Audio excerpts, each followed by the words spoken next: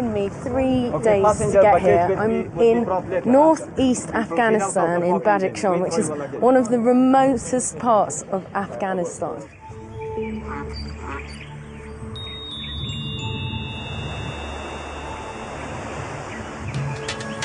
Decades of conflict and turmoil have shattered this once peaceful land.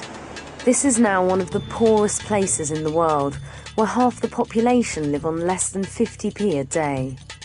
While millions of pounds are being spent on the war in the south, here in the isolated mountain villages of the impoverished north, a unique British charity, Afghan Aid, has worked tirelessly for more than 25 years.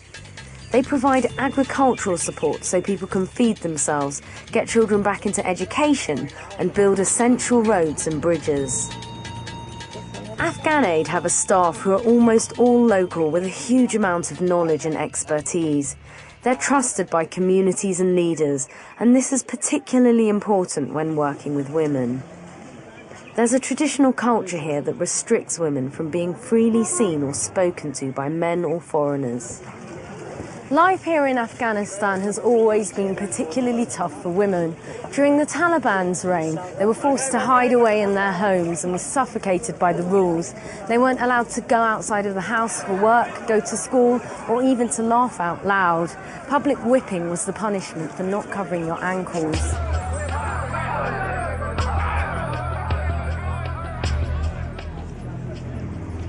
When the Taliban fell in 2001, there was optimism that women's lives would improve. But for most, there's a long way to go. Every 28 minutes, a woman dies from childbirth in Afghanistan. That's an astounding figure. And here in Badakhshan alone, they experience the highest maternal mortality rates of anywhere in the world.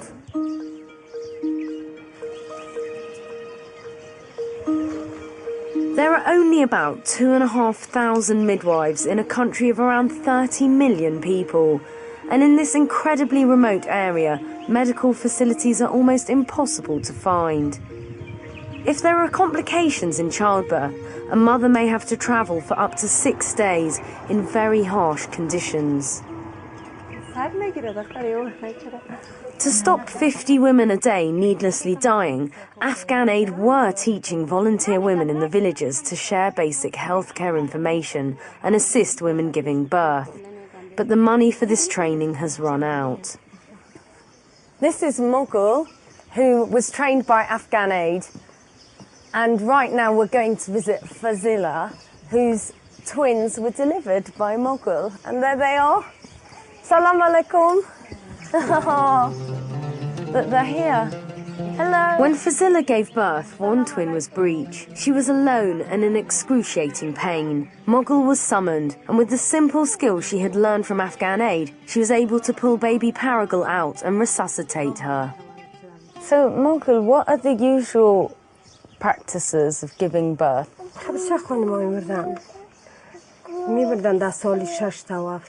Mughal says it was very normal for women to die due to heavy bleeding. Because traditionally women sit over a hole to give birth, they can hemorrhage and die. Babies are often put in animal dung, and it sounds weird, but the thought behind it is that it keeps the babies warm. Oh, she's so cute and so happy. So this is the baby that Mughal saved, pulled out. Breech birth from Fazila. Fazila, how do you feel about what Mughal did?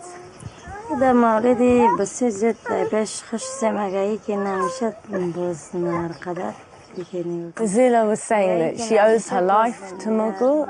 Although Mughal didn't have equipment or the medical facilities of a hospital, the training that Afghan Aid gave her meant that she could deliver the babies, which just goes to show that it's relatively simple procedures and it can be really life-saving, and we can see the results here.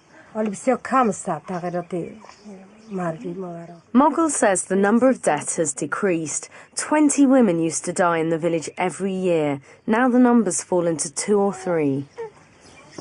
So those two little cuties are the happy part of the story. But the sad part of the story is that the funding has run out, so Afghan Aid can't train up more women like Mogul to be able to deliver happy and healthy babies, which means that there'll be deaths in villages everywhere. This village is lucky to have Mogul. It only costs £10 to train people like Mogul, and they can teach other women in the village the simple healthcare that will save lives. There are hundreds of women here who need this help now. One of them is Sabri. She's 8 months pregnant and she's going to have to give birth on her own.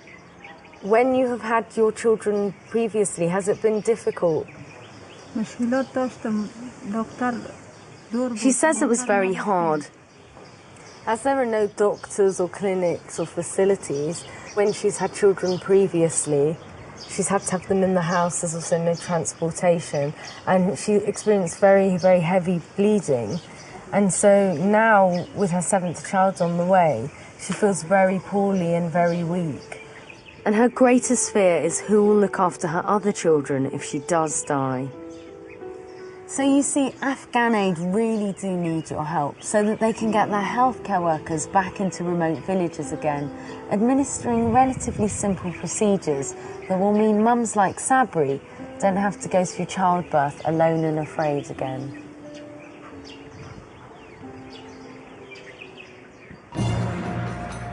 More than half of Afghanistan's population is under the age of 19. Young lives have been shaped by war. This is a generation that has lost its childhood.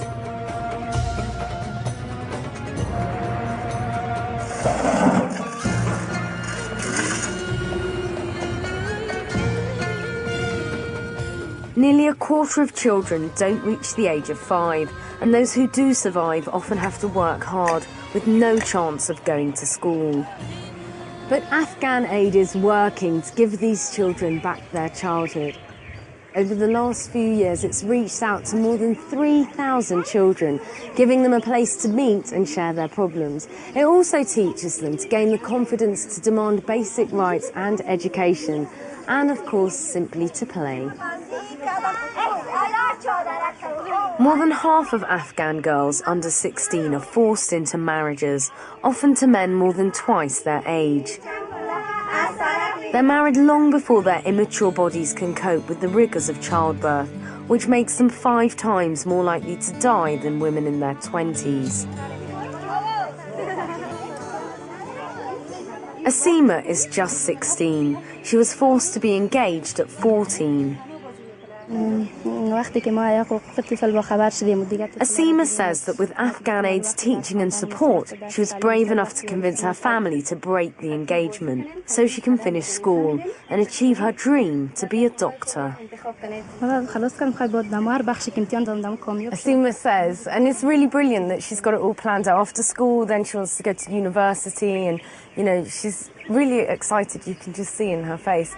I mean, the opportunities that she has that she wouldn't have had she got married at such a young age are just amazing. I'm deeply moved by the sheer resilience of these communities against such adversity. Just £25 a month will pay a teacher's salary for a year, and a one-off donation of £10 is enough to train someone like Mogul for life. She can then save the lives of hundreds of women and babies. Thank you.